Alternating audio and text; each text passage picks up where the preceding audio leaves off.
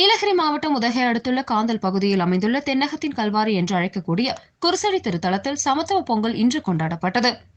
திருத்தலத்தின் பங்கு தந்தை தலைமையில் நடைபெற்ற இந்த சமத்துவ பொங்கல் திருவிழாவில் தேவாலயத்திற்கு வருகை தந்த அனைவரும் கலந்து கொண்டு புது பானையில் பொங்கலிட்டு கரும்பு வைத்து ஒருவருக்கொருவர் அன்பினையும் இனிப்புகளையும் பகிர்ந்து கொண்டு தங்களுடைய வாழ்த்துக்களை தெரிவித்தனர்.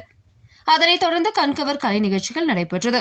இதில் ஏராளமானவர்கள் கலந்து கொண்டனர். விழாவிற்கான ஏற்பாடுகளை தேவாலயத்தின் இளைஞர் பேரவையினர் சிறப்பான முறையில் செய்திருந்தனர்.